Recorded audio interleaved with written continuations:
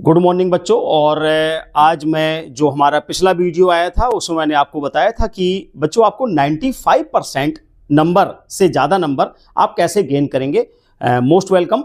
मैं रविंद्रा क्लासेस से रविंद्र गुप्ता बात कर रहा हूं और हमारा जो मर्ज चैनल है वो है कानपुर स्टडी हब। आप इसको सब्सक्राइब करें, इसको फॉलो करें, इसमें कमेंट्स करें। यदि आप बार बार इसको लाइक करते हैं या कमेंट्स करते हैं या जो भी ऐसे क्वेश्चन पूछते हैं तो उसको मैं आंसर अगले वीडियो में आपको देता रहूँगा। आज मैं 12th क्लास के बच्चों को यूनिट फर्स्ट से जो हमारे 4 चैप्टर हैं यूनिट फर्स्ट में, इन्हीं 4 चैप्टरों के इंपॉर्टेंट क्वेश्चनों को मैं आपको बताऊंगा विद आंसर कि आखिरकार इन क्वेश्चनों में कैसे आपको सॉल्व करना है, कौन से क्वेश्चन हम पढ़ें, किन क्वेश्चनों पर हम फोकस करें, क्योंकि अब समय आ गया है, हमारी यूपी बोर्ड की सीबीएसई की स्कीम आ चुकी है और अब हमको जरूरी है कि आखिरकार हम कैसे स्टडी करें। एक सही मार्गदर्शन, सही गाइडेंस लाना बहुत जरूरी है। तो 4 चैप्टर हमारे कौन कौन से हैं? पहला है हमारा sex reproduction in flowering plants, दूसरा ह्यूमन रिप्रोडक्शन, तीसरा human embryonic development and reproductive health. ये 4 चैप्टर हैं। इन 4 चैप्टरों से ही आज आपको इंपॉर्टेंट क्वेश्चन के बारे में हम बताते रहेंगे और ये बताते रहेंगे कि इन चैप्टरों में आखिरकार कौन कौन से क्वेश्चन आपके इंपॉर्टेंट हैं। हम पहले बात करते हैं आपके फर्स्ट चैप्टर की, जिसका नाम है sex reproduction in flowering plants. और यदि हम sex reproduction in flowering plants की बात करें बेटा, तो इसमें जो है हमारा पहला क्वेश्चन जो इंपॉर्टेंट है वो है describe formation of female gametophyte. Female gametophyte means हमारा मेगास्पोरोजेनेसिस। इसमें क्या है?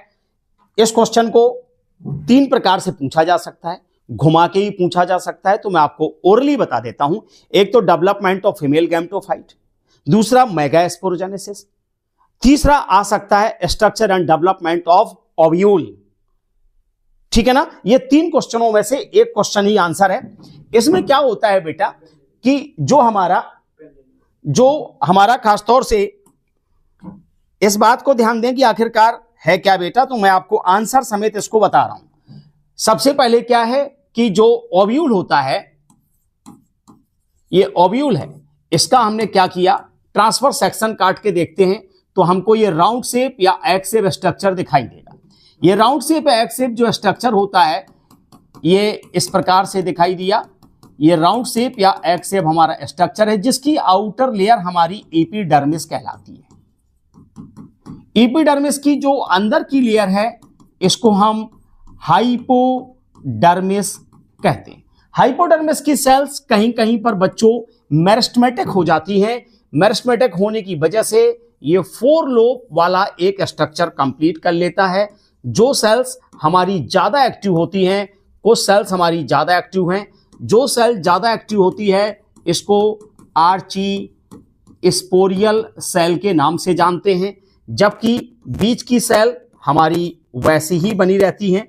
आप ये देख सकते हैं कि ये इस प्रकार से बना हुआ है और बीच की सेल जैसा मैंने बताया कि वैसे ही बनी रहनी है, जिसको हम कहते हैं आपका क्या, तो procambium initial cell. Procambium initial cell, इसमें बच्चों डिवीजन होगा, तो डिवीजन होकर के जो बनता है वो बन जाएगा हमारा वैस्कुलर बंडल। अब वैस्कुलर बंडल में डिवीजन नहीं होना है, ये हमारा परमानेंट स्ट्रक्चर है। अब डेवलपमेंट होता है हमारा आर्ची स्पोरियल सेल में। आर्ची स्पोरियल सेल में जब डिवीजन होगा तो ये कैसे होता है, तो इस पर हम आपको बताएंगे। ये 1 से 2 स्ट्रक्चर हमारे बन जाते हैं। आर्ची स्पोरियल सेल ने 1 से कितने स्ट्रक्चर बना दिए हमारे, तो 2 स्ट्रक्चर बन गए, जिसमें बाहर की जो सेल्स होती है इसको बोला जाता है हमारा प्राइमरी पैराइटल सेल और अंदर की सेल जो होती है इसको बोलते हैं हम आपका primary sporogenous cell. Primary parietal cell, अब हम इसको यहां बता रहे हैं, स्पेस नहीं है, जरा इस पर ध्यान दीजिएगा। जो प्राइमरी पैराइटल सेल होगी वो डिवीजन करके बनाती है हमारी वॉल लेयर। ये वॉल लेयर बनी। वॉल लेयर में 4 लेयर होती है हमारी, कौन कौन सी, तो इपीडर्मिस, एंडोथीसियम और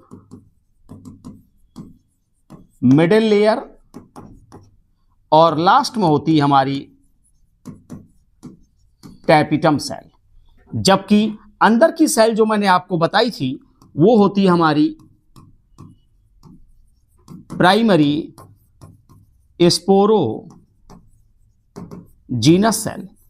प्राइमरी स्पोरोजीनस सेल में डिवीजन हुआ फिर से, और डिवीजन होकर के ये बनाती है हमारी एमएमसी। एमएमसी का मतलब होता है megaspore mother cell. Megaspore mother cell में, क्योंकि मदर सेल है इसलिए इसमें एक डिवीजन होगा जिसका नाम है मियोसिस, जिससे हमारे 4 हैप्लाइड स्पोर्स का जन्म हो जाता है। अलग अलग प्लांट्स में अलग अलग प्रकार से ये अरेंजमेंट होते हैं। यदि हम बात करें कि अलग अलग प्रकार से कैसे क्या अरेंजमेंट होना है, तो इस बात पर जरा आप ध्यान देंगे तो क्लियर हो जाएगा कि कैसे क्या होता है। तो यदि बेटा ये इस प्रकार से बनता है 1 2 3 4, 1 2 3 4, 1 2 3, तो 1 2 3 4 यदि इस प्रकार से अरेंजमेंट होता है तो इसको कहते हैं लीनियर।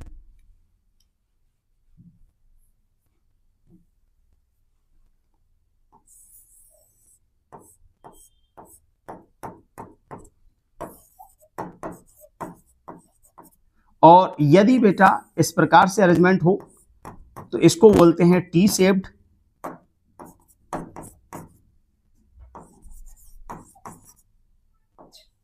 T shaped. और यदि हमारा इस प्रकार से अरेंजमेंट होता है तो ये कहलाता है टेट्राहार्डियल, और लास्ट में जो होता है ये कहलाएगा हमारा ड्यूशीटा। इस प्रकार से हमारे ये अरेंजमेंट हो जाते हैं। अब ये जो अरेंजमेंट होता है इसके बाद की जो प्रोसेस है वो थोड़ा सा लेंथी है, कहिए तो इसी को हम दोबारा इरेज करके बताएं या जैसा आप लोग उचित समझें, थोड़ा सा और इसके आगे है तो ये जाकर के हमारा पूरा मेगास्पोरोजेनेसिस प्रोसेस कंप्लीट होगा, जिसमें आपको पूरे ओव्यूल का फॉर्मेशन पता चल जाएगा। तो एक क्वेश्चन तो हमारा ये था कि जो मेगास्पोरोजेनेसिस से बिलोंग कर रहा था। मेगास्पोरोजेनेसिस के बाद आपका जो सेकंड क्वेश्चन है वो आपका आएगा बेटा describe with diagram fertilisation and double fertilisation. पहली बात, फर्टिलाइजेशन हम किसे कहते हैं? Fuse between male and female gametes is known as fertilisation. Male और फीमेल गैमेट्स के मिलने की प्रोसेस को हम फर्टिलाइजेशन कहते हैं। Double fertilisation first discovered by Nawaschin. Nawaschin नामक साइंटिस्ट ने डबल फर्टिलाइजेशन की डिस्कवरी की थी। आखिरकार ये होता कैसे है, तो मैं आपको पूरा प्रोसेस समझा देता हूं कि आखिरकार ये बनना कैसे है और कैसे हम करते हैं। तो इस पर ध्यान देंगे थोड़ा सा। सबसे पहले क्या है,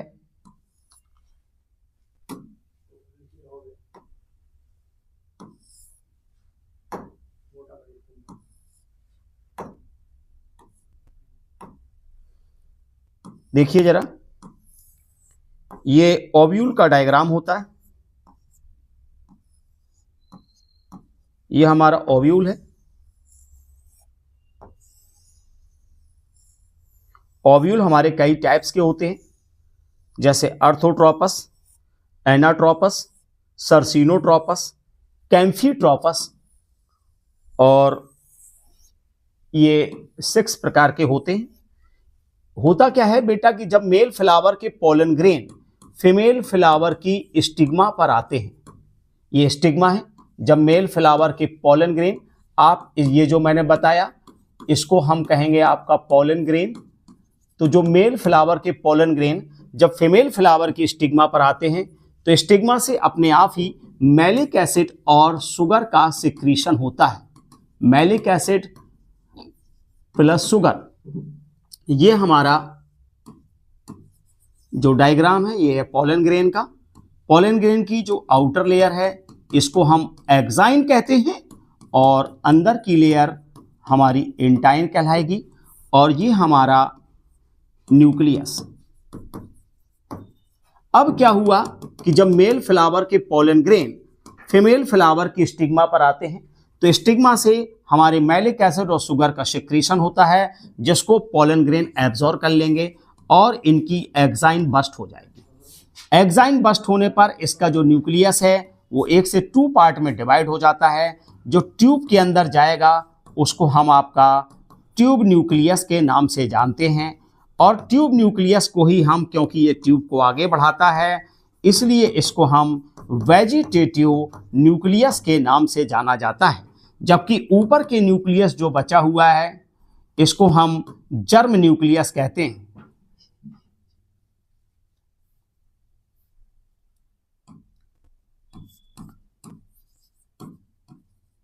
इसको जर्म न्यूक्लियस कहा जाता है। और अभी पोलन ग्रेन लगातार बेटा इस चीज को एब्जॉर्ब कर रहे हैं, मैलिक एसिड और शुगर को।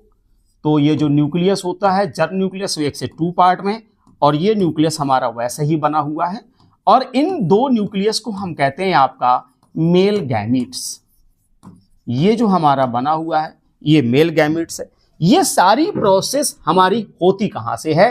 तो ये ऐसे आकर के एग सेल तक, ये जो पोलन ट्यूब है ये हमारी एग सेल तक आ जाएगी, और यहां तक आने के बाद ये न्यूक्लियस हमारा खत्म हो जाएगा। केवल ये 2 न्यूक्लियस इधर बचते हैं। कितने न्यूक्लियस बचे हमारे? 2, जिसको हमने मेल गैमेट्स कहा। तो एक न्यूक्लियस हमारा एग सेल से मिलेगा, ये हमारी एग सेल होती है, और दूसरा सेकेंडरी न्यूक्लियस से मिलता है। मतलब प्रोसेस को हम ऐसे बता रहे हैं आपको कि एक हमारा जो मेल गैमेट्स है वो एग सेल से फ्यूजन करेगा। तो इस प्रोसेस को हम कहते हैं आपका फर्टिलाइजेशन।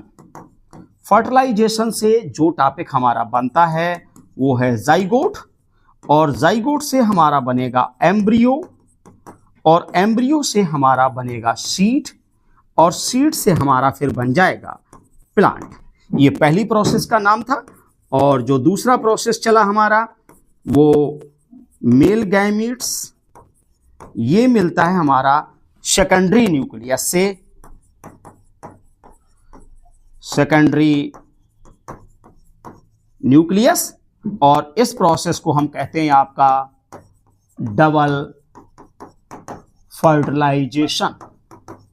डबल फर्टिलाइजेशन का ही दूसरा नाम है ट्रिपल फ्यूजन। इसी को ट्रिपल फ्यूजन के नाम से जानते हैं, और ये हमारा बन जाता है एंडोस्पर्म। एंडोस्पर्म से डायरेक्ट हमारा बनता है सीड, और सीड से हमारा डायरेक्ट प्लांट बन जाएगा। एक बार अगेन दोबारा समझ लीजिए। सबसे पहले हुआ क्या कि जब मेल फ्लावर के पोलन ग्रेन फीमेल फ्लावर की स्टिग्मा पर आते हैं तो स्टिग्मा से अपने आप ही मैलिक एसिड और शुगर का सिक्रीशन होता है, स्रावित होता है। जैसे ही पोलन ग्रेन आएंगे तो इसकी एक्साइन है, इंटाइन, ये पोलन ग्रेन का डायग्राम बना हुआ है, और इसका न्यूक्लियस भी आपको बीच में दिख रहा होगा। जैसे ही मैलिक एसिड और शुगर का सिक्रीशन होगा तो एक्साइन बस्ट हो जाती है और एंटाइन एक ट्यूब के रूप में बाहर आ जाती है। साथ ही साथ इसका न्यूक्लियस 1 से 2 पार्ट में डिवाइड हो रहा है। ऊपर जर्म न्यूक्लियस है, नीचे हमारा ट्यूब न्यूक्लियस।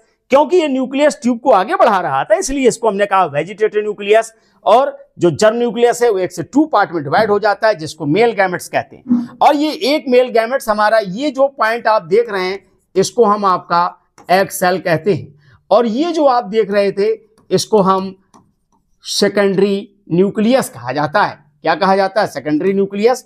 तो क्या हुआ कि एक मेल गैमेट्स हमारा एग सेल से मिला तो इसको हमने फर्टिलाइजेशन कहा, जिससे जाइगोट का फॉर्मेशन होता है, और जाइगोट से हमारा एम्ब्रियो बना, सीड बना, प्लांट्स बना, और सेकंड जो दूसरा न्यूक्लियस था वो हमारा सेकेंडरी न्यूक्लियस से फ्यूज करेगा। इसको हम डबल फर्टिलाइजेशन और triple fusion, first discovered by Nawaschin, और ये बनाता है एंडोस्पर्म।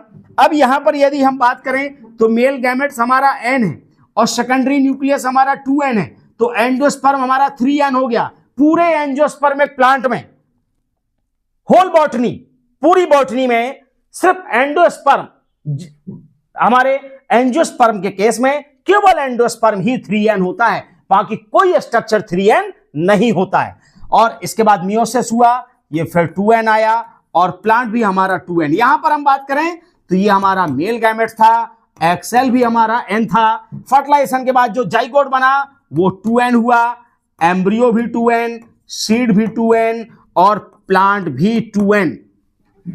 n और 2n होता क्या है? n मींस हैप्लाइड और 2n मींस डिप्लाइड। आगे ऐसी ही जानकारी, जो छोटी छोटी जानकारियां हैं, जो कंपटीशन बेस की हैं, मैं आपको नेक्स्ट वीडियो में दूंगा। आप फिर से अगले वीडियो में देखें। और जो भी अगेन क्वेश्चन, अभी मैंने आपको 2 क्वेश्चनों के बारे में बताया है। टोटल जो आपकी फर्स्ट यूनिट है, जो 4 चैप्टर हैं, उसमें टोटल 12 क्वेश्चन बने हैं और इसी से आपके शॉर्ट और वेरी शॉर्ट सारे क्वेश्चन इसी से ही बनेंगे। तो आप लोग फिर से बनिए। Okay, thank you.